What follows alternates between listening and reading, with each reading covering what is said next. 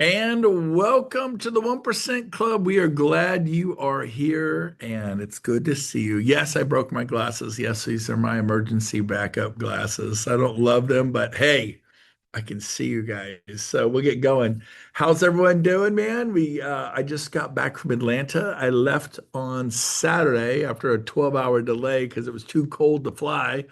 I think it was 23 degrees when I left, but it was 1 degree with the wind chill factor. I'm from Truckee. It's the coldest place on earth. I've been 12, 14 degrees. I have never experienced 1 degree. That was wild, man. Whew, it was cold. So good to be here. I'm in beautiful, sunny Northern California. I don't know if you can see through the windows and the gorgeous blue skies out there. So it is a beautiful day here in Northern California. And but I'm going to share some highlights of the Create conference in Atlanta. It was so good. It was so good. You have to come next year. You just have to come. I come every year. I bring 5, 10, 15 people. I'm proud to say you had over 60 people there this year, and everybody loved it. It was great. So we're going to give you an opportunity to get a ticket. They cost about 200 a piece, and I have a little thing you can get them for $49 a ticket. So I know John, who runs my Made for More team here in Northern California, he bought 5 tickets. He goes, "Oh, that's cheap. I'll buy 5 tickets and for 250 bucks." But I highly recommend it. So that'll come later. In fact, Craig Nash, unmute yourself. You were there. Craig, was that your first time at the Create conference, Craig? It was my second time actually. I went a couple years back, It's but awesome. Did yeah, you enjoy it? No, you could tell yes, I him you did. hated it, was boring, it's a waste of time, or was it a good No, little it was a shot in great the arm? time. I got a lot out of it, especially the Ritz-Carlton guy. One of the founders of the Ritz-Carlton. I'm sure you didn't need to hear what he had to say, and it wouldn't help you, but wow, wow, wow, Yeah. wow, so good. The sad part is I did a podcast for Ken Jocelyn during the Ritz-Carlton guy, so I totally missed it, but I'm gonna get a copy of it, I hope, if it's not copyrighted and protected from Ken. So I'm working on that. But do you have I know I'm putting you on the spot, Craig, but any since you were there, what stood out? Is that the Ritz-Carlton guy, Horst Schultz? Was he like your highlight He of he the was probably my trip? number one guy, and then Ken was also very awesome too. So, What did you appreciate about Ken? Then I'm asking you, Horst, just for fun. Ken's was are you putting faith in God or are you putting faith on God? Ooh. So there's two different things there.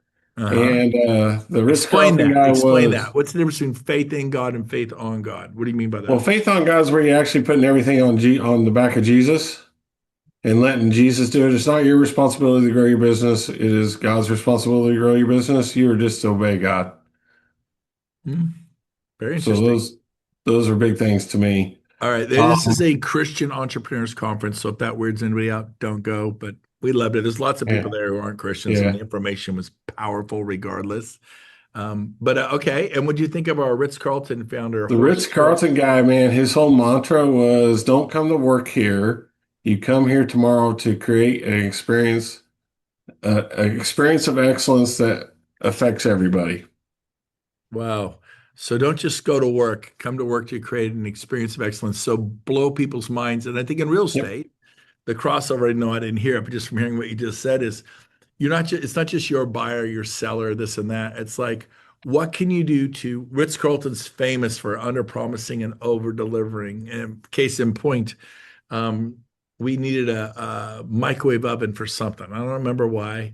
And we're like, "Do you have a microwave oven or something you could run out here?" And they go, "Yeah, yeah, we'll be right there." And they showed up like an hour later. I mean, they said it would take a little time, but they get one, and we just needed one delivered that day.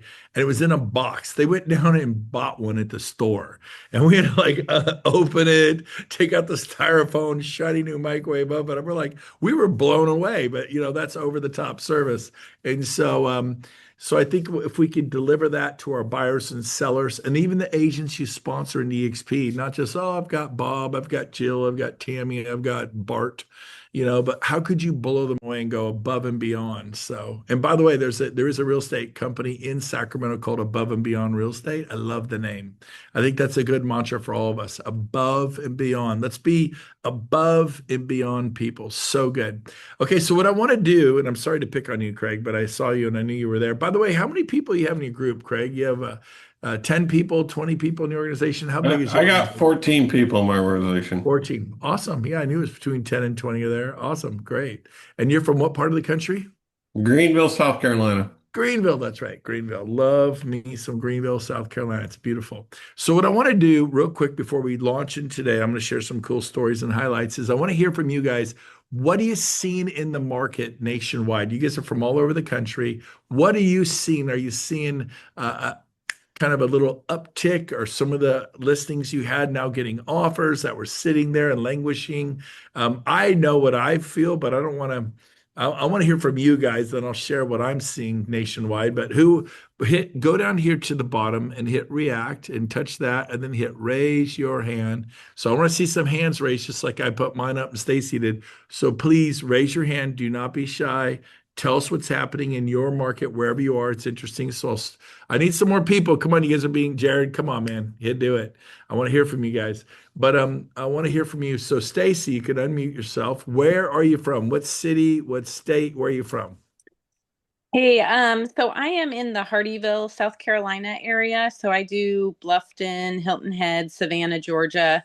And then I'm also licensed in Colorado. So Nice. yeah, so I think I am seeing just buyers getting out. Although the last 2 weekends here in South Carolina, it was cold. So that slowed things down just a little bit. But prior to So when you that, I say was seeing buyers getting out, they're not getting out of contracts. You mean getting out and about. getting out and about, looking Okay. at things, actually putting offers in. Good. If something gets an offer, you get multiple offers because people were waiting to see what was going to happen. And I see that in all of my markets. So I love it. Good. Yeah, we're absolutely, that's what we're seeing too. Love it. Thank you. Mike, you're on. Mike Patrone. And I know where you are because in your handle there, Sarasota, Florida. We even got your phone number. If you want to give Mike a referral, man, he is prepared. He's got a billboard for a name. We know where he's from, Sarasota. Send him some referrals. He's your EXP business partner from Sarasota, Florida. Mike, what's happening in Florida? How you doing? Great to meet you, Brent. Yeah, I mean, we Beautiful. are having some issues with listings. We are there's just too much coming on the market and not enough buyers. Obviously, during COVID and all that stuff that was going on, people just paid, you know, overpaid for property here basically. So basically properties have doubled. So we're going through a phase right now where things are just starting to come down quite a bit. And I'm an appraiser too. I have an appraisal business, my real estate appraisal business, along with my real estate side. And boy, I'm just seeing a lot of that right now. I mean, it's still moving. There's certain price points that aren't affected whatsoever by that, as you know. Probably the higher luxury area is not affected so much by that, but prices are coming down in that area too. So, very interesting market. I've been doing this for a long time, and I'm just baffled by a lot of things that are going on in our market right now. It's very, very interesting. What do you attribute it to? Like you're baffled, so maybe you're like that. Your point is I can't really get it, but I know Florida has actually blew up so hard, and then it ended up being a real slow spot in the country. And but then you got the new mayor of New York. Everyone chasing people out of New York. So, but I think they're all running down to West Palm Beach, and in certain areas it's more. Although Sarasota is a very high-end area, I've always thought, well, of Sarasota, you would think you'd get driving people down there. But any thoughts there? Well, I just think it's not just one thing anymore, right? We have inflation, we have all kinds of things going on, the student loan dilemma, where people have to pay those back now. There's so many other different moving parts that are going on that's affecting this market in many different ways.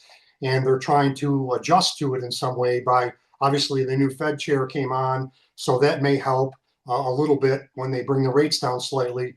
But I attribute it more to price, really, not so much the interest rates, because prices have just got unaffordable for people. And I'm very concerned that when they drop the interest rates, it may push up the pricing again. So it's rents, everything's going on. And they overbuilt in Sarasota by leaps and bounds here. So I don't know what's going to happen in this market. That's why I'm puzzled. I've been through this, I've been doing this for, 30 years now. So I've been through Yeah. all the ups and downs and everything. The crash in 2008, I went through that. I lived in Rochester, New York at that time, and REO was my biggest. I was doing tons of those, so I'm down here for about 15 years now, and it's very interesting what's happening in all different markets. So, Yeah. It can be real spotty in Florida. Well, thank you, Mike. I appreciate yep, you sharing, man. And good to meet you. Good to see nice you, to meet man. you.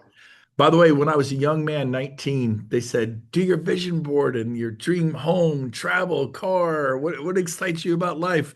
And on there, I found this house I loved in Unique Homes. This is like 40 years ago.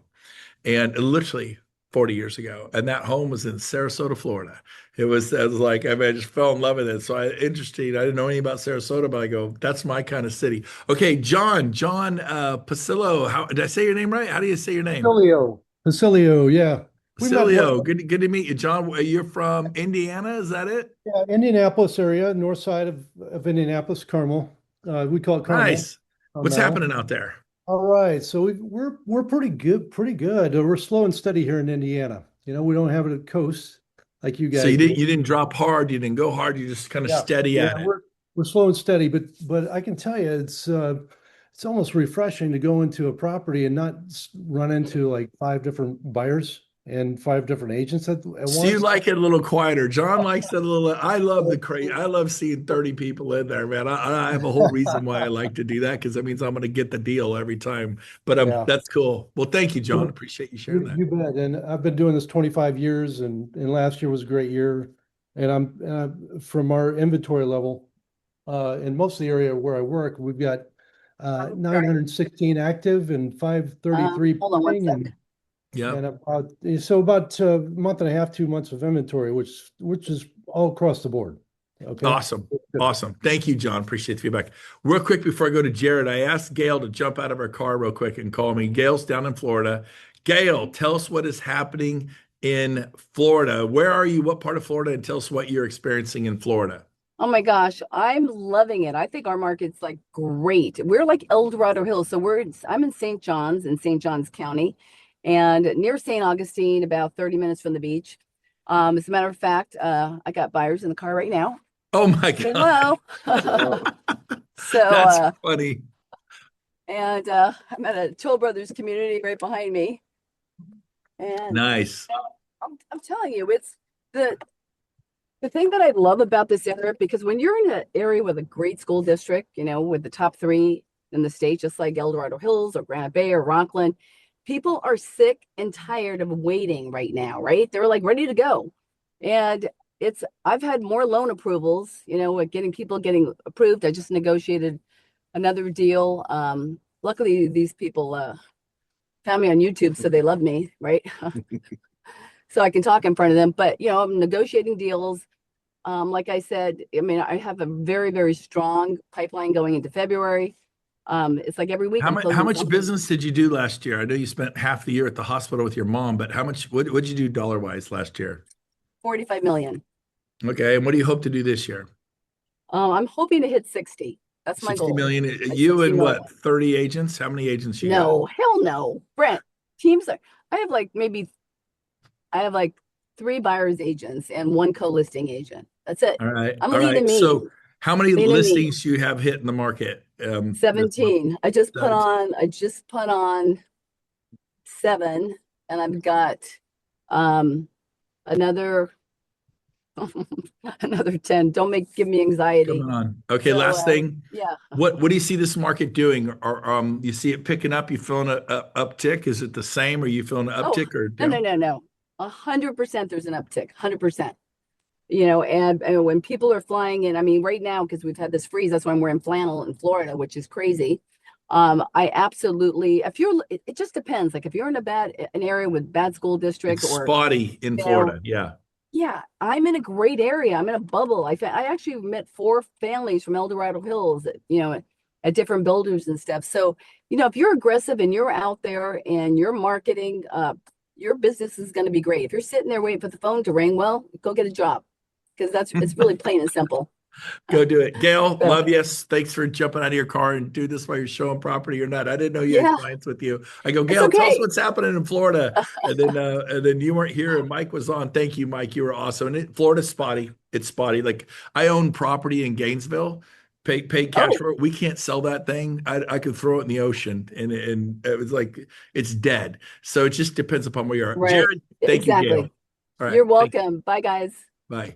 Yeah, Jared, what's happening in Richmond, Virginia? Tell us what you sell hundreds of homes a year. You have a pulse on the market. What's going on with the market there? Yeah, Richmond's good. They're voting it one of the best markets in the country this year. We've done right under 15 million so far in sales for the year. So we're right at a half a million in commissions by the start of February. So that's freaking Oh, great. hold on. You did 15 million in the month of January? We carried over. So we carried over from December in, but yeah, we're sitting at 15 That's million for pretty the well. year. December's one of the slower sales months of the year, so congratulations, man. Yeah, That's we've got some good stuff, some neighborhoods going. I mean, if y'all know me, I don't, we do a lot of houses, but we also do neighborhood developments and we do data center plays and we do land plays and we do fix and flip. And so we have kind of a pulse on all of this stuff. I mean, flips are coming back pretty decent. We've got one under construction, one that's set to close soon, and another we're buying that we put under contract yesterday, another that's supposed to be, I'm buying in like 10 days. So I think I'm gonna have 4 flips lined up for this year already.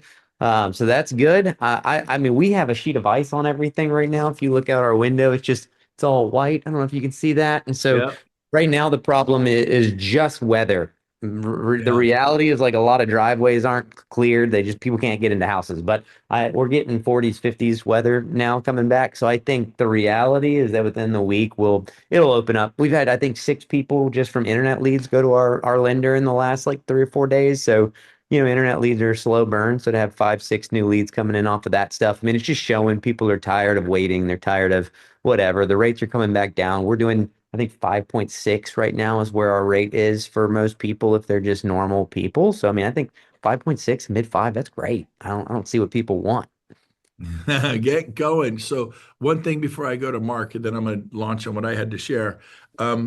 What you have a big team. You own hundreds of doors in real estate. You do it all. He does it all. What's the one thing that you say that makes somebody successful at agent attraction? Your team, you have what, 300 agents on your rev share organization? How many you have? I think as of today, if you count co-sponsors, I think we're past 400 now, finally. That's awesome. It certainly counts because they're in your group over 400. So congratulations. But what is it that if you could put your finger on it, I don't know, maybe you can, I'm throwing this on you. Like, what is the defining difference between someone who makes it in real estate and makes it at agent attraction? I think it takes the same personality to do both. But what do you think it is? I think it really just comes down to conversations because personality, let's be real, like I mean, you could be kind of lame, but if you had 200 conversations a week, like you're not gonna be that lame.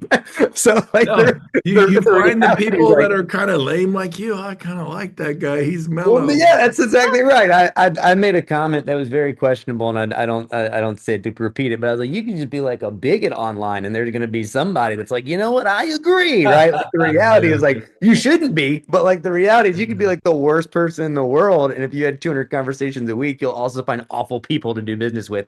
But if you're a Yeah. good person and you have 200 conversations a week, then you're going to find really good people So to do you business you get down to it's purely in the math. Success is a math problem. You're probably, and that's why Tony Robbins says, if you're in your head, you're dead. You can stop thinking about it and start talking. You'll improve. I've tried. Keep going. You'll get better over time. Type thing. We have the exact metric. If you're selling, we know that 50 real estate conversations a week sells 12 houses a year, 1 house a month. Because for 50 conversations, it's 1 appointment. For 3 appointments, it's a deal. So you're going to do about one a month without let up. If I sit down with any agent, I sat down with one today that said, "Man, I'm not making it. I want to do 36 deals a year." And the first thing I said, "How many conversations do you have in a week?" He's probably right around 50. And I was like, "Do you have a closing this month?" He was like, "Yeah." I said, "Do you have a closing next month?" He was like, "Yeah." I was like, "Then what?" He's like, "Nothing." I was like, "You're doing exactly the amount of sales for the quantity of work that you're putting in." And agent attraction is the same thing. I have the same conversation. I have my leadership meeting with my agents today.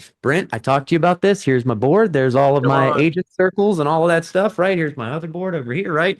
And so my leader sat down today and I said the same thing. If you don't have a list of agents and you're not doing the same conversation count with agents, you're likely not going to attract agents. So that's it. It's really not skill. I mean, there's skill involved, but it is conversations and people just He's grabbing national numbers, averages 50 to sell a home. I can promise you this. I made a list of 22 people on a yellow notepad and put hot buyers. I sold 17 of them homes. I was 17 for 22. I would throw myself off a cliff if I was new and I had to talk to 50 people. You said a day or a A week, week? just a week, a Yeah, okay, week. well, that's not so bad. That's like In 10 a a day day, then. you Okay, can do that fine. by like But 9 in the morning. everyone I talk to, I want to sell a dang home to. Like, I'm going to sell them a home. And that's just me. Like, I mean, I got to talk to 50 people to sell a home. That depresses me. I hear those stats put around Sure. Can I give you, can I and give you I'm one? not Can I give against it, you, but for me, it's just like every single person I'm talking to, we're gonna do something. so here's a stat you'll like then. If for every 2-minute conversation you can have, if you can have 50 of those, you'll sell three a month. So the reality is new agents that can't keep So if they people. try to stop talking to you after a minute, go, nope, 60 more seconds. We got to keep going. I like, okay, we'll keep moving. Thank you, Jared. That was awesome. Mark, and then we're going to dive into today's comment. Mark, where you live again and what's happening where you are? Vancouver, British Columbia, Canada. Come on, our Canadians in the house, everybody. Wave at Mark. He's There you even go. colder than Richmond.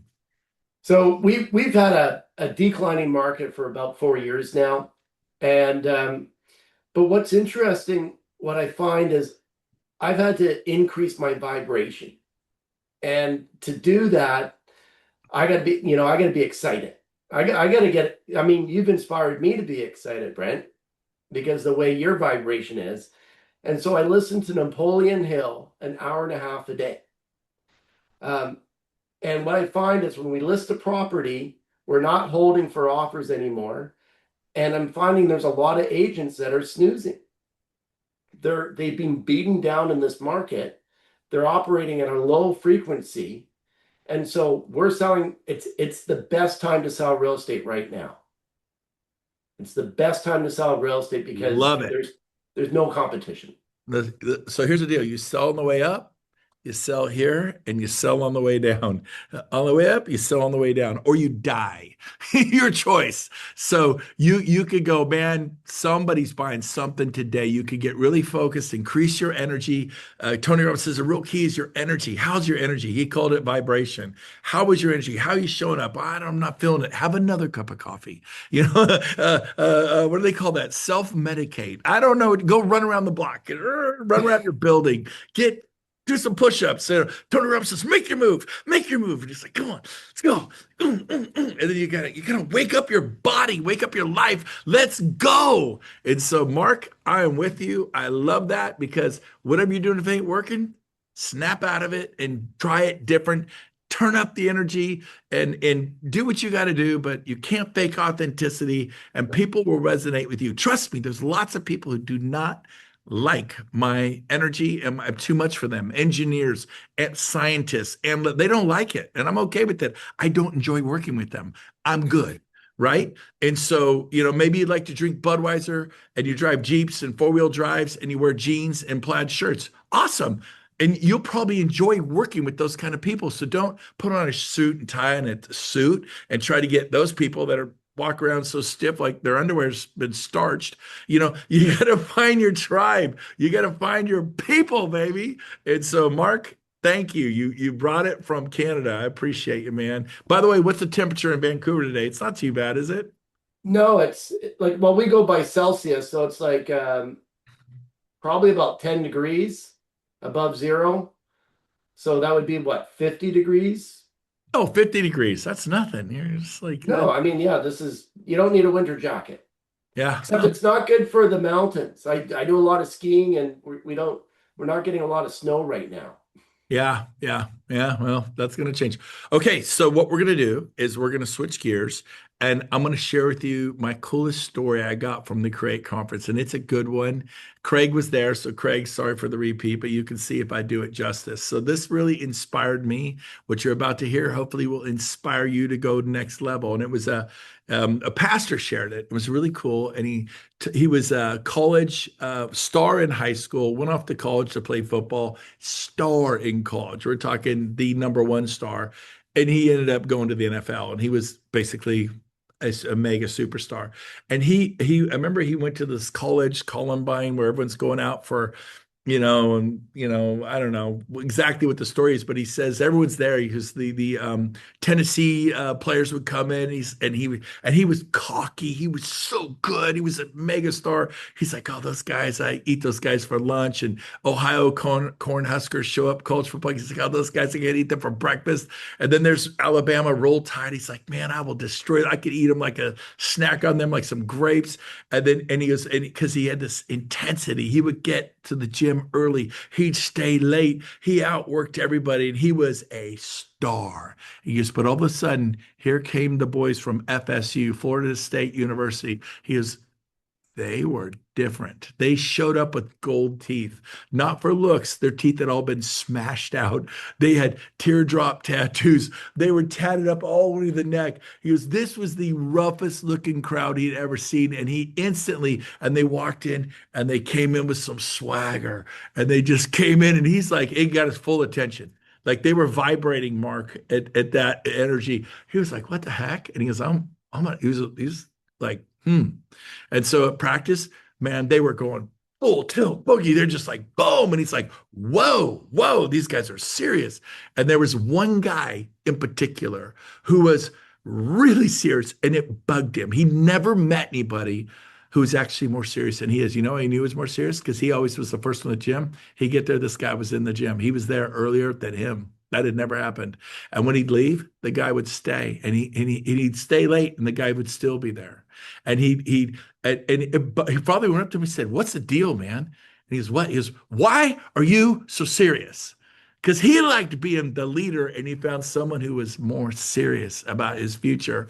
And the guy just rips his shirt off. It's actually happened. It was me and him in the gym, and he went, oh, and he goes, "Do you see me?" And he's like, "Yeah, man, I see you." And it kind of intimidated me. He goes, "No," and he flexes again like a gorilla, and he goes, "Do you see me?" And he's like, "Yeah, dude, I see you. Calm down." He goes, "You don't see me." And he turns around and he goes to his back, and he's like, boom. And on his back was tattooed his family tree. His brothers, his sisters, his mom and dad, his grandparents, his whole family tree. He goes, "You don't see me because I carry the weight of my family on my back. If I don't make it in the NFL, if I don't go all the way," he goes, "they're counting on me." See, my buddy, the pastor, he was all about the fortune, the fame, the recognition, the stardom, signatures, make it to NFL, the nice home, the car, the money. This guy, he goes, "If I fail, I'm their only hope. I'm their only hope out of the ghetto, man." And so he goes, "Yeah, I'm serious." And he was like, whoa. And so the pastor went on to say, he said, "So let me ask you a question. Who's on your back? Like who's is saying about you selling 40 homes this year or recruiting 20 new agents? Who's on your back? In other words, who's counting on you? Like right now. Like the kids you don't even have. The husband you don't have yet. The wife you don't have yet.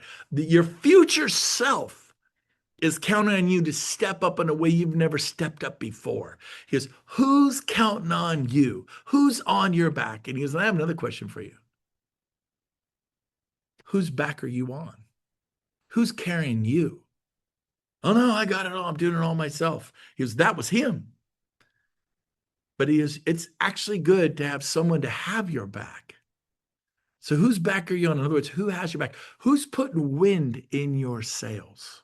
Not wind in your face. And sometimes a headwind, you can harness it in the sail and you'll actually, the worst thing is no wind. You're just like, "God, even Jesus said on the cross, take this cup from me, but your will be done," right? And so some of it right now, some of you are going through a marriage of hell right now. Health, tumors, cancer, you got it right now. Nobody knows. Blood sugar, you just became a diabetic. Nobody knows. Your heart palpitations, you got AFib, AFib, whatever that is, stuff people don't even know about. You're going through stuff with what do they call that when you eat and your stomach gets upset and you get the agitated colon, whatever that's called. You got medical things, you got stuff with your teenager, maybe your son or daughter's like giving you the straight arm and giving God the straight arm and smoking or drinking or doing crazy things. Maybe your wife, I have a friend whose wife ran off and she's just drinking like crazy and partying. Nobody knows what hell you're going through. We all have headwinds. We all have trauma in this, and it's life is full of trials and tribulations and great times, and it's just life does this. It just never, it's like the waves. They come in, they come in, they come in. It's beautiful, but sometimes you get a little tired. But realize God uses that to chisel and to chip away and to make you something that you aren't currently. So instead of begging and ask God to take this cup from your lips, just be grateful for whatever it is. Be grateful when it's going great. Be grateful when it's going bad, because it's all for your good. And I know it's easy to say right now for me, but you don't know about my struggles. You don't know what I'm dealing with. You don't know what I asked Chat GPT. Because I have a wife who's really struggling with hormones, right? And I'm like, Chat GPT, save me. I've been married 35 years. I love my wife. What do I do? Help, help, dear Abby. The Chat GPT's dear Abby, just so you know. And I said, how can I show empathy and help my wife who just feels like she's becoming a whole new person? For me, it feels like she's becoming a whole new person because she hasn't been able to bounce her hormones. And Chat GPT is like, wow, you're way ahead of the game just for asking the question. Here's some things you can do. And it really helped me. But here's what I want you to know.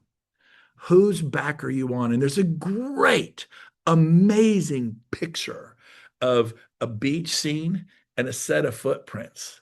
And then it turns into one set of footprints. And some of you know where I'm going with this, and some of you know where I'm not going with this.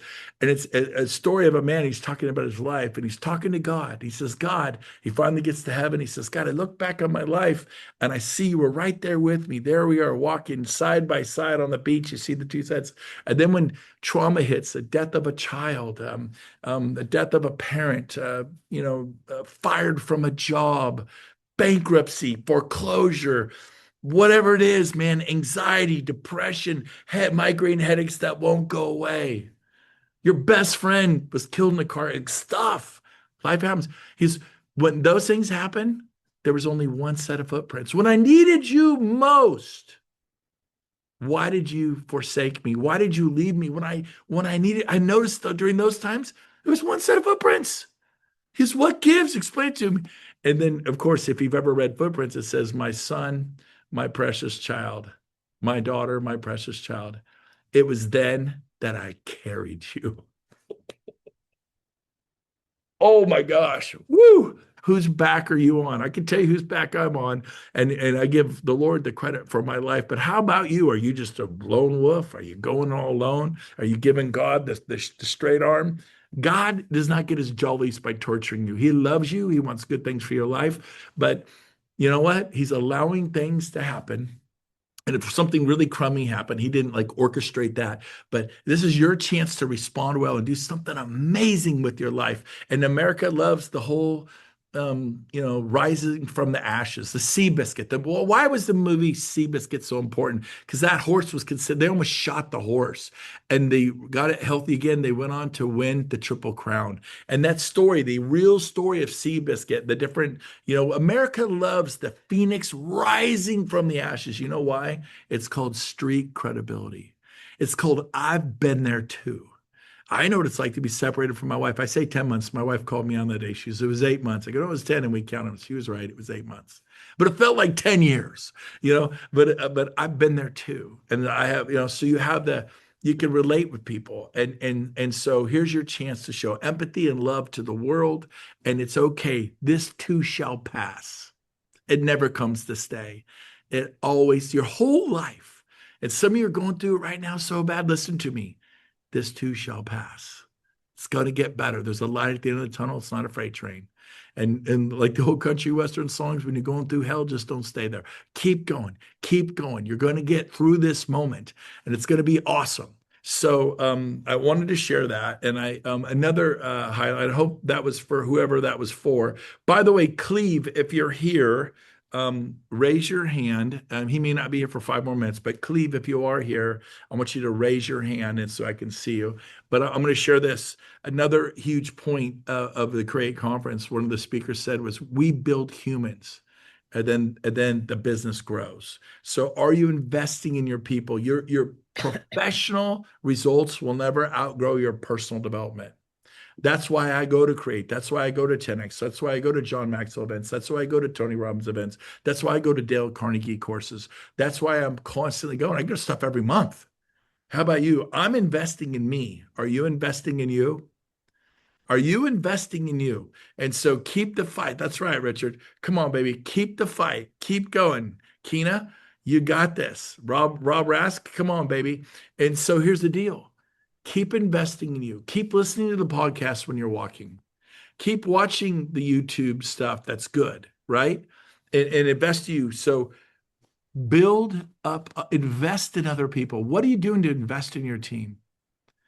You know, like when you get big and successful, it's so easy just to glad hand people and be busy. But like Jared, I'll use you because you have a huge team and a massive thing. But man, when your team knows that you really care and love you, you don't have an attrition problem. When people feel secure, like this is my home. I met a new guy in my office today and I hugged him. I said, welcome to the family. He's sitting right out there. And he's like, I love it here. It's so great. What kind of environment are you fostering? You know, I'm going to get the Ritz-Carlton guy because I was doing a podcast and missed it. Ken had me do a podcast during the deal. And so I'm going to get that. And guess what I do on Friday nights? I'll have everyone come over. We'll get coffee, hot chocolate, pop some popcorn. We'll be here at my office and we'll watch for an hour. That's like our movie night. And then we'll watch a John Maxwell. Then we'll watch Jay Kinder speech or a Leo Preja or the Mike guy Del Preti, who does all the stats on real estate. And, you know, get people together, have them come to your house, cook up some hot dogs. You don't have to buy filet mignon and lobster. You don't impress anyone. People are just looking for an invitation. And so make sure you do that. Gary Brecka blew our minds again. I don't know how you could just do it again and again. In fact, Rob, can we throw up that one slide for Create for in case they want to get a good ticket? So I'm going to challenge you to buy a $49 ticket today and join me. It's normally like $197 to get a general admission ticket. And Johnny he goes, I'm buying 5 at 47 each, but you can, and it only worked the weekend. Well, the weekend I checked, it's still working right now. So I would go get yourself, just get one and come join me next January, 2027. It's usually at the end of the month. And he gets Tim Tebow there. He'll get John Maxwell there. He gets Gary Brecka there. He's at Ed Milet there for $47. And it's 2 days. I want to hang out with you. I don't make any money. I don't get $1. And I brought 60 people this year and it was amazing. So I get poured into myself and it just sets my mindset. I've done it for 5 years in a row. I'm tired of going alone. I want you guys to come. So get that little squiggly square thing and get yourself a ticket. It's really a great entrepreneurial Christian conference. Again, 500-600 people there, probably 300 or 400 are Christians and easily a couple hundred are not Christians. It's fine. You don't have to be a Christian. The information's outstanding. Enough said there. Let's pull that down.